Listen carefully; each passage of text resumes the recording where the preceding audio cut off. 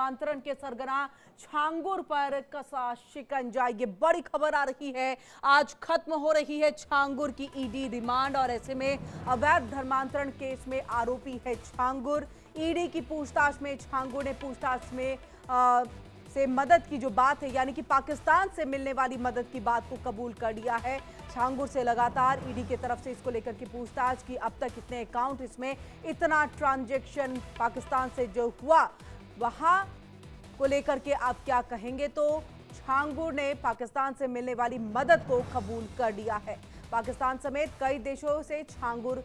Gang को funding मिल रही थी। और चलिए ज्यादा जानकारी के लिए सीधे ब्यूरो चीफ अमिता मिश्रा का रुख कर लेते हैं। अमिता, बहुत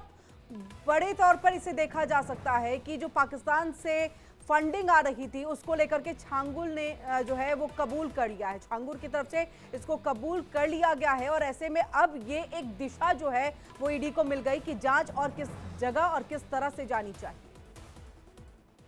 जी, ये तो इसमें छांगुर ने इस मामले में ईडी ने जो पूछताछ की है उसमें उसने कबूल किया है कि उसके पाकिस्तान से रिश्ते थे और लगातार उसे पाकिस्तान से आर्थिक मदद भी मिल रही थी। तो ये खुलासा होने के बाद एक पुलिस को और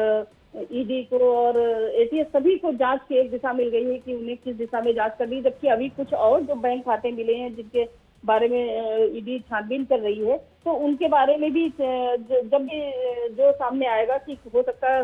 इसके अलावा भी दुबई वगैरह से भी कुछ फंडिंग के मामले जो हैं, तो उसमें भी कोई लिंक हो सकता है कि वहां से किस तरह से इनको मदद मिलती थी। फिलहाल पाकिस्तान से मदद की बात तो उसे स्वीकार कर लिए। जहां तक कि दुबई इसके अलावा और कौन कौन सी बातों को या फिर जो आरोप लगे हैं छांगुर के ऊपर में उसमें किस बातों को कबूल कर लिया गया, और अभी तक ईडी की तरफ से जो भी पूछताछ के दौरान जो सवाल जो पूछे जा रहे हैं उसमें पूरी तरह से अपना सहयोग देता हुआ छांगुर दिखाई दे रहा है?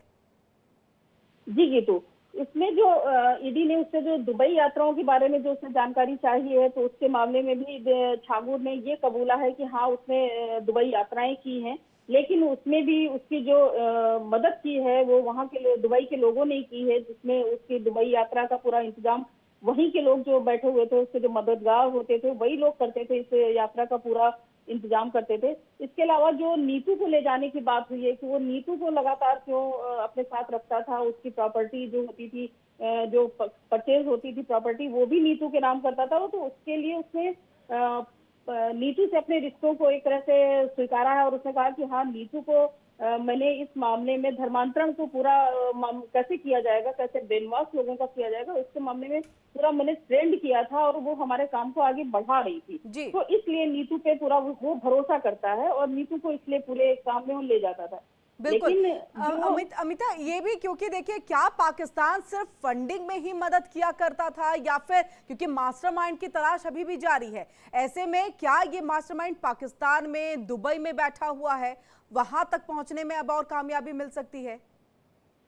जी, ये तो इसमें पहले भी ये एक मामला आया था कि जो छांगुर था उसके मोबाइल में वो छोटा कीपैड वाला मोबाइल रखता था, जिसमें वो कुछ नंबर ऐसे थे जिनको फीड नहीं रखता था, वो उसको याद थे। तो जब उन नंबरों से कॉल आती थी तो वो सिर्फ